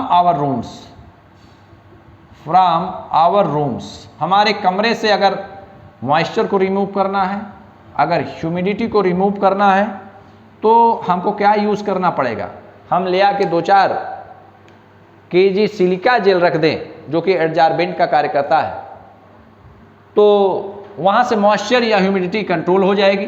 next point, कल मैंने डिस्कस किया था कि जो शुगर सॉल्यूशन होता है उसमें कुछ naturally colouring matter already present होते हैं। अगर शुगर सॉल्यूशन को डिकलराइज करना हो तो कैसे करें, तो हमने कहा था कि एनिमल चारकोल आप डाल दीजिए, तो एनिमल चारकोल के सरफेस पर जो शुगर सॉल्यूशन के कलरिंग मैटर है वो आके उसके सरफेस पर एब्जॉर्ब हो जाते हैं। तो ये भी एक प्रोसेस का बहुत अच्छा एप्लीकेशन है एडजॉर्प्शन का। तो पहला एप्लीकेशन तो वैक्यूम क्रिएट करने में, दूसरा गैस मास्क में एक्टिवेटेड चारकोल का यूज किया जाता है, जो टॉक्सिक वेपर्स, टॉक्सिक गैसेस को अपने सरफेस पर एडजॉर्ब कर लेती है, गैस मास्क। तीसरे नंबर पर मैंने कहा एल्यूमिना सिलिका जेल बहुत अच्छा एडजॉर्बेंट है, इसका यूज आप ह्यूमिडिटी का और मॉइस्चर को रिमूव करने में यूज कर सकते हैं। और नेक्स्ट पॉइंट यह है कि एनिमल चारकोल कहाँ यूज किया जाएगा भाई? इसका एनिमल चारकोल का यूज किया जाएगा। एनिमल चारकोल का यूज कहाँ किया जाएगा? Animal charcoal is used for the process of decolorization, is used for the process of is used for the decolorization, decolorization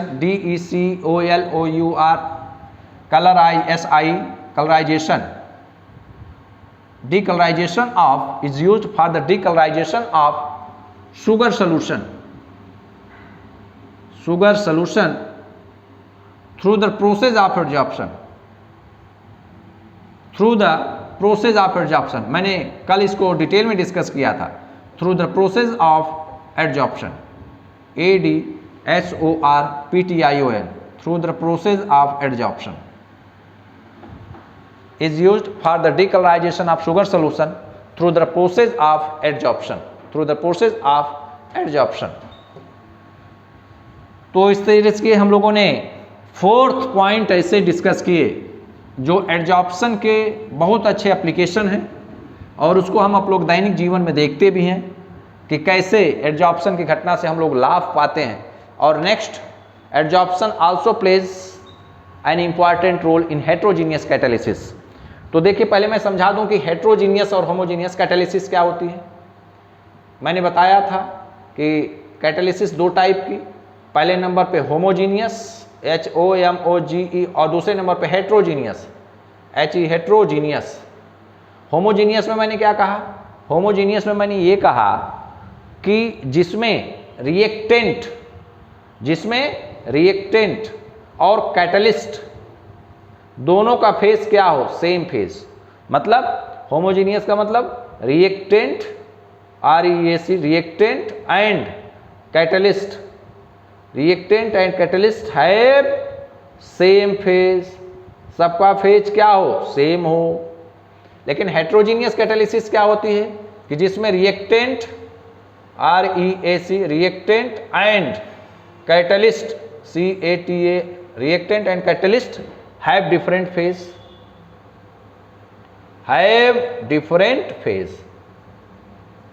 reactant and catalyst have different phase. Reactant और catalyst का कैसा phase हो? Different phase हो। Okay, तो homogeneous catalysis में reactant और catalyst same phase में हो। अगर ये सॉलिड है तो कैटलिस्ट भी सॉलिड, अगर ये गैसियस है तो ये भी गैसियस। तो देखिए, इसका एप्लीकेशन है हेट्रोजीनियस कैटालिसिस में। अगर हम एक एग्जांपल लिखें नेक्स्ट नंबर पे, 5वां नंबर पे, इन हेट्रोजीनियस कैटालिसिस, इन HETE, हेट्रोजीनियस कैटालिसिस। अब आपके दिमाग में फिगर बन जाना चाहिए कि इसमें रिएक्टेंट और कैटलिस्ट दोनों का फेज डिफरेंट है। मैं एक एग्जांपल लिखूं, नाइट्रोजन N2+3H2, हाइबर्स प्रोसेस से अमोनिया जब हम बनाते हैं, आयरन, और यहाँ पर ट्वाइस अमोनिया। चलिए भाई बताइए, यहाँ पर बताइए, ये आयरन कैटलिस्ट है। आयरन क्या है? यहाँ कैटलिस्ट है, उत्प्रेरक है, CATALYST, कैटलिस्ट है। इसका स्टेट क्या है? ये सॉलिड स्टेट में है। यहां पर नाइट्रोजन और हाइड्रोजन कैसा है? नाइट्रोजन और हाइड्रोजन ये क्या है? गैसियस स्टेट में, GASEOUS, ये गैसियस स्टेट में है। ये किस स्टेट में है? गैसियस स्टेट में। किस स्टेट में है? गैसियस स्टेट में ना। तो यहां पर नाइट्रोजन और हाइड्रोजन ये गैसियस स्टेट में है, आयरन कैटलिस्ट सॉलिड स्टेट में है, अमोनिया गैस बन रही है। तो चलिए भाई इस चीज को डिस्कस किया जाए। यहां पर हेट्रोजीनियस कैटालिसिस में कैसे एडजॉर्प्शन का, तो ये आयरन कैटलिस्ट है, ये आयरन कैटलिस्ट है। ये आयरन कैटलिस्ट है, इसके सरफेस पर ये एक्टिव सेंटर्स हैं, इसके सरफेस पर एक्टिव सेंटर आप बना लीजिए ऐसे ऐसे। ये सब क्या, ये आयरन कैटलिस्ट है, और ये सब क्या है, एक्टिव सेंटर्स हैं, ACTIV, active centres, active centres ना। अब नाइट्रोजन और हाइड्रोजन आके इसी के सरफेस पर, यहां से नाइट्रोजन N2 और इधर से क्या, H2 हाइड्रोजन गैस। ये दोनों इसके सरफेस पर क्या होते हैं, ये सब इसके सरफेस पर एडजॉर्ब होते हैं। क्या होते हैं, एडजॉर्ब। तो N2 and H2 gases, N2 and H2 gases are adsorbed. N2 and H2 gases are adsorbed on the surface of iron catalyst. On the surface of N2 and H2 gases are adsorbed on the surface of iron catalyst. तो भाई इस तरीके से हम लोगों ने क्या देखा, हमने देखा कि हेट्रोजीनियस कैटालिसिस में भी एडजॉर्प्शन का बहुत अच्छा रोल है। कैसे कि ये आयरन कैटलिस्ट है जो सॉलिड स्टेट में है, ये जो नाइट्रोजन और हाइड्रोजन गैसेस हैं ये इस सॉलिड सरफेस पर आकर एडजॉर्ब होती हैं। देखिए N2 and H2 gases are एडजॉर्ब्ड, क्या हो रही हैं, ये एडजॉर्ब, आप इसको सर्किल कर लीजिए, ये एडजॉर्ब, इसको मैं रफ कर देता हूं यहां से, ठीक है। तो इस तरीके से हम लोगों ने डिस्कस किया कि कैसे एप्लीकेशन हम डिफाइन करेंगे, एप्लीकेशन को कैसे हम लोग एक्सप्लेन करेंगे। तो हमारे पास 5th एप्लीकेशन है, अच्छे एप्लीकेशन है।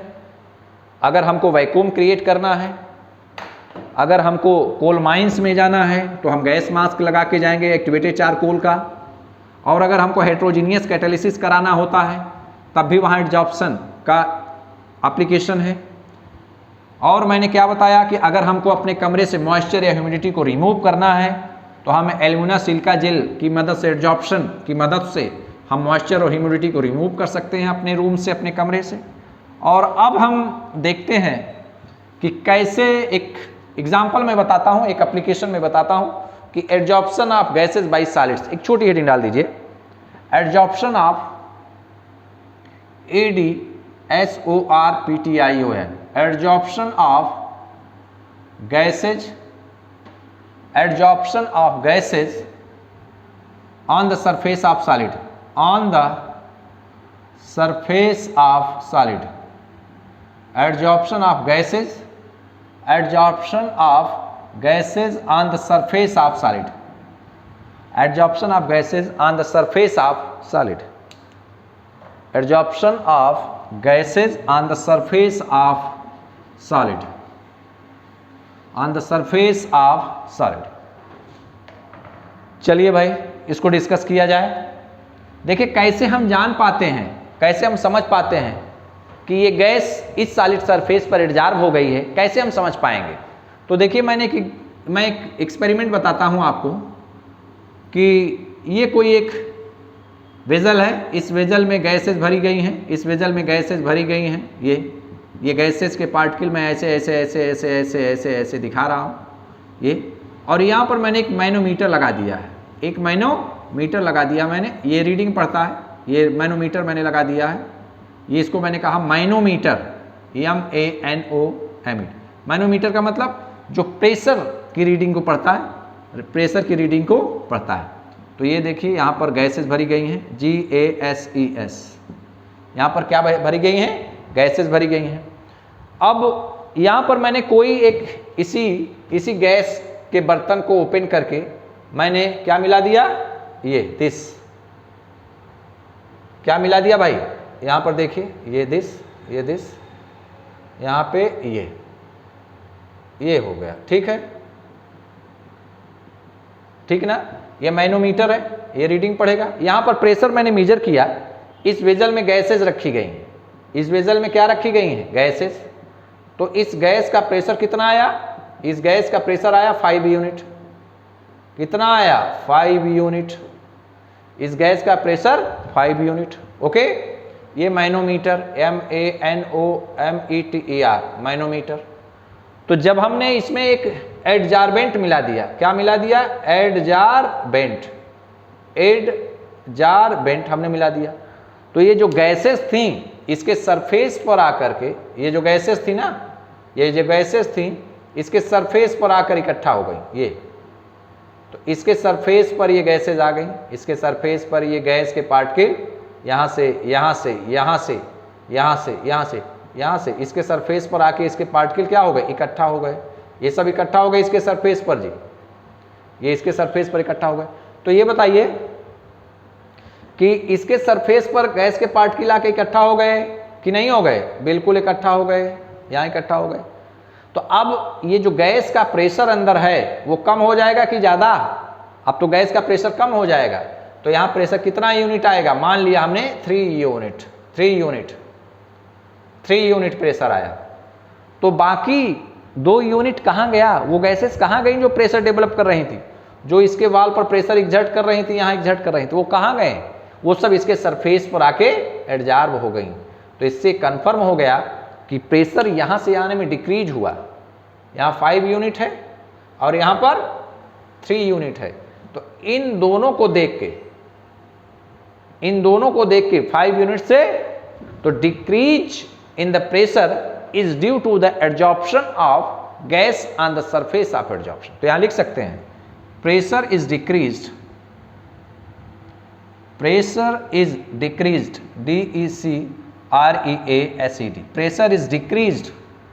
प्रेशर इज डिक्रीज्ड, घट गया। क्यों? Due to the adsorption, ADSORPTION, due to the adsorption of gases on the surface of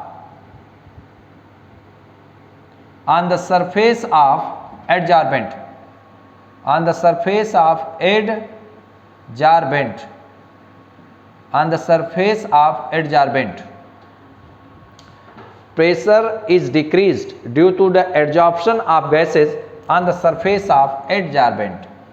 adsorbent के सरफेस पर गैसेस क्या हो रही हैं? एडजॉर्ब हो रही हैं। यहाँ देखिए, यहाँ एडजॉर्ब हुआ, यहाँ एडजॉर्ब हुआ, फिर यहाँ एडजॉर्ब हुआ। तो ऐसे दिखा दीजिए कि गैसेज आर एडजॉर्ब्ड। तो यहाँ पर दिखाई adsorbed gases, ADSORBD, adsorbed gases, GASES, adsorbed gases.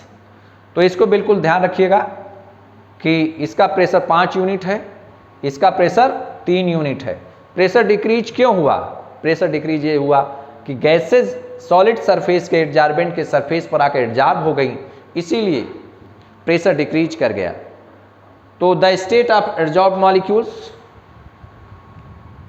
अब 2 चीजें ऐसी हैं, 2 बातें ऐसी हैं कि जिनकी बेसिस पर हम ये कह सकते हैं कि ये प्रोसेस ऑफ एडजॉर्प्शन, मतलब बॉन्डिंग कौन कौन सी है। जो सरफेस पर मान लीजिए कि हमारे पास एक सरफेस ये है, इसको हम एडजॉर्बेंट कहते हैं, ADSORBENT, और यहाँ से सॉलिड सरफेस, ये देखिए, ये कोई गैस के पार्टिकल इसके बीच में अटैक्ट हो रहे हैं, आके एडजॉर्ब हो रहे हैं। तो इनके बीच में जो नेचर ऑफ बॉन्डिंग है वो कैसे पहचानी जाएगी, कैसे डिटेक्ट किया जाएगा? The state of adsorb molecules, the nature of bonding between the adsorb and adsorbent, जो एडजॉर्ब मॉलिक्यूल हैं और एडजॉर्बेंट के बीच में कौन सी बॉन्डिंग है, इसको पहचानने के लिए 2 टेक्नोलॉजी का इस्तेमाल किया जाता है। पहले नंबर पर PES का मतलब फोटो इलेक्ट्रॉन स्पेक्ट्रोस्कोपी, और दूसरे नंबर पर वाइब्रेशनल, जिसको हम इंफ्रारेड भी कहते हैं, एंड रमन स्पेक्ट्रोस्कोपी। तो एक छोटी सी हेडिंग देंगे, तो अगर कोई आपसे पूछे कि ये जो फॉरेन पार्टिकल हैं और ये एडजॉर्बेंट हैं, दोनों के बीच में नेचर ऑफ बॉन्डिंग को डिटरमाइन करने के लिए, जानने के लिए कौन सी टेक्नोलॉजी का यूज किया जाता है, तो 2 टेक्नोलॉजी हैं। एक तो है PES और दूसरे नंबर पर है IR या रमन स्पेक्ट्रोस्कोपी। इन दोनों टेक्नोलॉजी की मदद से हम ये बता सकते हैं कि इनके बीच में कौन सी बॉन्डिंग है, किसके किसके बीच में। Nature of bonding between the adsorbent and adsorbent, तो एक छोटी सी हेडिंग डाल दीजिए, the state of adsorbed molecules. Heading डाल दीजिए, the state of adsorbed molecules, the state of adsorb. एक छोटी हेडिंग डालिए, उसके नीचे हम लोग डायग्राम के रूप में बना लेंगे, the state of adsorbed molecules,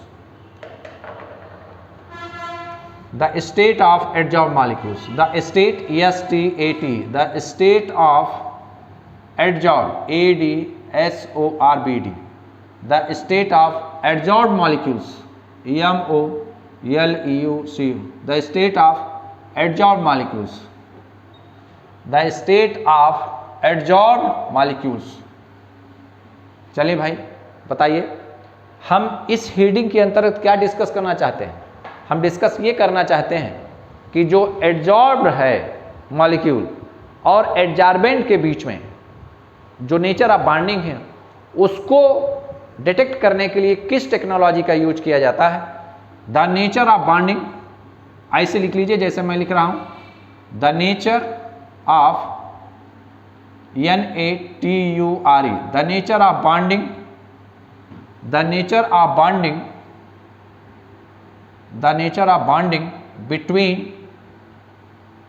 the nature of bonding between adsorbed, between the adsorbed molecules, the nature of bonding between adsorbed molecules and adsorbent,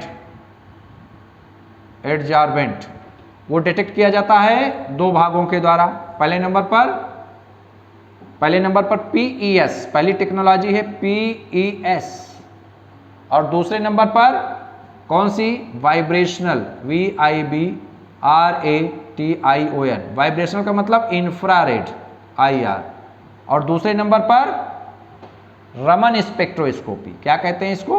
Raman spectroscopy, Raman SPECTROSCOPY, Raman spectroscopy. और इसका क्या नाम है भाई? इसका नाम है photo electron spectroscopy, photo PHOTO, photo electron ELECTF, photo electron spectroscopy, SCOPY, photo electron spectroscopy. तो दो ऐसे मेथड हैं जिनकी मदद से हम ये बता सकते हैं कि जो एडजॉर्बेट है ये एडजॉर्बेंट है, और यहाँ से जो फॉरेन पार्टिकल आते हैं इसको हम क्या कहेंगे? एडजॉर्बेट। दोनों के बीच में बॉन्डिंग कैसी है इनको डिटरमाइन करने के लिए दो मेथड यूज किए जाते हैं, फोटो इलेक्ट्रॉन स्पेक्ट्रोस्कोपी और दूसरे नंबर पर वाइब्रेशनल, जिसको हम IR स्पेक्ट्रोस्कोपी कहते हैं, या रमन स्पेक्ट्रोस्कोपी। आपको इतना ही जानना बहुत है, क्योंकि इसके आगे आपके सिलेबस में नहीं है बातें। बस आप इतना जानिए कि नेचर ऑफ बॉन्डिंग हम दो तरीके से बता सकते हैं, फोटो इलेक्ट्रॉन स्पेक्ट्रोस्कोपी और दूसरे नंबर पे वाइब्रेशनल या रमन स्पेक्ट्रोस्कोपी। लेकिन ध्यान रखिएगा कि कभी भी आपसे डिस्कस कोई कर सकता है इसको, कभी भी किसी इंटरव्यू में आप गए तो आपसे ये प्रश्न पूछा जा सकता है कि आप कैसे डिटरमाइन करेंगे कि एडजॉर्ब और एडजॉर्बेंट के बीच में जो नेचर ऑफ बॉन्डिंग है वो कैसे डिटरमाइन की जाती है। तो अब हम लोग इसके आगे हेडिंग डालेंगे। हेडिंग डालिए, adsorption and residual forces. Adsorption, अब हेडिंग डाल दीजिए, adsorption and residual forces. Heading डालिए, adsorption, ADSORPTION, adsorption ADSORPTION, adsorption and residual forces. Adsorption ADSORPTION, adsorption and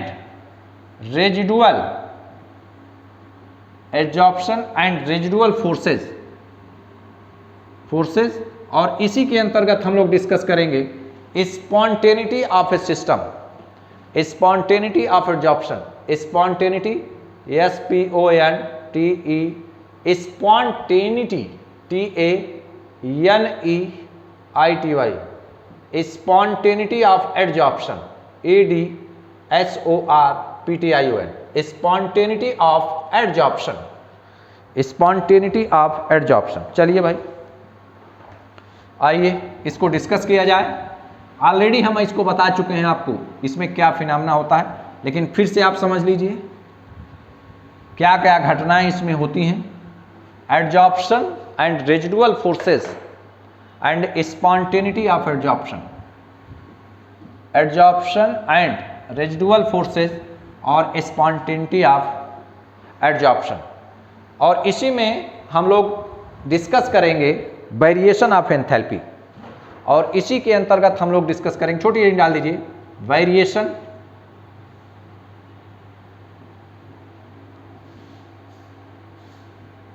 variation in enthalpy, variation in enthalpy. तो देखिए भाई, adsorption, residual forces, spontaneity of adsorption. समय समाप्त हो गया है, इसको हम लोग डिस्कस करेंगे अगले टर्न पर। Adsorption, residual forces, spontaneity of adsorption, आप लोग हेडिंग लिख लीजिए और नेक्स्ट टर्न पर इसको डिटेल से, चूंकि अभी हम शुरू करेंगे तो फिनिश नहीं हो पाएगा समय के रहते। अभी हमको इस क्लास को रिवाइज भी करना है क्लास को फिनिश करने से पहले। तो देखिए भाई, हम लोगों ने क्या क्या आज पढ़ा। आज सरफेस केमिस्ट्री का लेक्चर 2 हम लोग पढ़ रहे हैं। लेक्चर 2 में आज हमने जो स्टार्टिंग किया वो इस टर्म से किया था, वो टर्म था जॉर्प्शन। हम रिवाइज कर रहे हैं भाई अपनी इस क्लास को। आज हमने क्या पढ़ा है उसको रिवाइज कर रहे हैं। जॉर्प्शन, SORPTION। तो जॉर्प्शन एक ऐसा वर्ड है दो चीज़ों से मिलकर बना है। एडजॉर्प्शन, ADSORPTION, एडजॉर्प्शन, और दूसरे नंबर पे एब्जॉर्प्शन, ABSORPTION ना। एडजॉर्प्शन और एब्जॉर्प्शन दोनों प्रोसेस जब एक साथ हों तो हम उसको क्या कहेंगे, दोनों प्रोसेस एक साथ हों तो उसको हम कहेंगे जॉर्प्शन। क्या कहेंगे, जॉर्प्शन कहेंगे। आज हमने यही पढ़ा था। तो मैंने एक एग्जांपल भी दिया। हमने ये बताया कि जब कोई चाक की स्टिक हो, अगर उसको हम इंक के बॉटल में डिप करें और कुछ देर उसमें स्टैंड रहने के बाद हम उसको निकालें कि उसको ब्रेक करें, तो ब्रेक करने के बाद हम ये पाते हैं, हम ये देखते हैं कि चाक के अंदर इंक के पार्टिकल एंट्री नहीं किए, केवल सॉल्वेंट वाटर के मॉलिक्यूल ही उसके अंदर एंट्री किए। इसका मतलब यह हुआ कि इंक पार्टिकल तो उसके सरफेस पर एब्जॉर्ब हुए, लेकिन जो सॉल्वेंट के पार्टिकल हैं उसके अंदर एंट्री कर गए, उसके बल्क में एंट्री कर गए।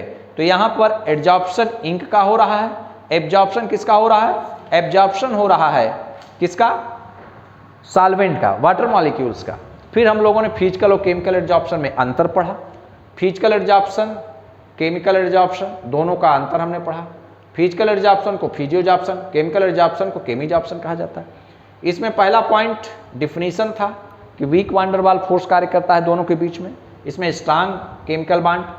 फिर मैंने ये बताया कि ये रिवर्सिबल है, फिर मैंने कहा ये इरिवर्सिबल है, फिर मैंने कहा कि इसमें टेम्परेचर बढ़ाने पर ये घटता है, ये टेम्परेचर बढ़ाने पर बढ़ता है। फिर मैंने कहा ये लेस स्पेसिफिक है, ये मोर स्पेसिफिक है। फिर मैंने क्या बताया, मैंने ये बताया कि यहाँ पर फिजिकल एब्जॉर्प्शन में ये मोनोलेयर को एक्सटेंड कर सकता है, लेकिन ये मोनोलेयर नहीं बना सकता। मतलब ये मल्टीलेयर बना सकता है, ये मल्टीलेयर नहीं बना सकता। फिर मैंने बताया एक्टिवेशन एनर्जी या डीजॉर्प्शन, इसमें क्या है कि बहुत लो है और इसमें क्या है, बहुत हाई है। और फिर मैंने एंथैल्पी ऑफ एब्जॉर्प्शन, इसमें कितना बताया था, बहुत लो बताया था। इसमें कितना बताया था, बहुत, इसमें 20 से 40 किलो जूल, इसमें 80 to 240 किलो जूल बताया था।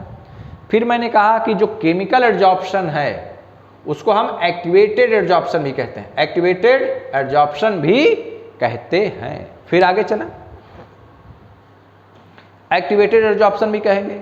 और बताएं भाई, फिर इसके बाद हमने आप लोगों को बताया कि एप्लीकेशन ऑफ एब्जॉर्प्शन, हमने कहा वैक्यूम क्रिएट करने में जो कोल माइंस में जाने वाले वर्कर्स हैं वो गैस मास्क लगा के जाते हैं, चारकोल अपने ऊपर टॉक्सिक गैसेस को एब्जॉर्ब कर लेता है। फिर मैंने क्या बताया, फिर मैंने आपको ये बताया कि एनिमल चारकोल का यूज शुगर सोल्यूशन को डिकलराइज के लिए करने के लिए किया जाता है। हेट्रोजीनियस कैटालिसिस में एब्जॉर्प्शन का बहुत अच्छा उपयोग होता है। फिर मैंने कहा कि कैसे आपको पता चलेगा कि गैस के पार्टिकल सॉलिड सरफेस पर एडजॉर्ब होते हैं, तो मैंने एक प्रैक्टिकल बताया कि 5 यूनिट प्रेशर था, जब मैंने उस पर कोई एक प्रॉपर एडजॉर्बेंट मिला दिया तो एडजॉर्बेंट के सरफेस पर गैस के पार्टिकल एडजॉर्ब हो गए, जिससे प्रेशर 3 यूनिट हो गया, 5 से 3 यूनिट। तो इससे ये कन्फर्म हुआ कि गैस के पार्टिकल कहीं बाहर तो कहीं छेद तो है नहीं कि बाहर निकल गए हों, उसके सरफेस पर एडजॉर्ब हो गए। फिर मैंने आपको क्या बताया, मैंने बताया कि नेचर ऑफ बॉन्डिंग जो एडजॉर्बेंट के बीच में है उसको डिटेक्ट करने के लिए 2 मेथड का यूज किया जाता है, 2 टेक्निक। एक पीएस है, फोटो इलेक्ट्रॉन स्पेक्ट्रोस्कोपी, दूसरे नंबर पर है वाइब्रेशनल या इंफ्रारेड और या रमन स्पेक्ट्रोस्कोपी।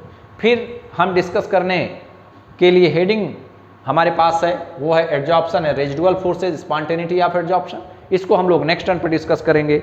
लेकिन नेक्स्ट टर्न पर जब हम आएंगे तो आपका होमवर्क यही है कि आप लेक्चर 1 लेक्चर 2 को कायदे से लिख करके बार बार रिवाइज करके आइएगा, जिससे जब हम आपसे प्रश्न करें तो आप तुरंत क्विक उसका आंसर दें, क्योंकि सिलेक्शन तभी संभव है जब पूरा का पूरा सिलेबस आपके दिमाग पर हो, पूरा मटेरियल आपके दिमाग पर हो।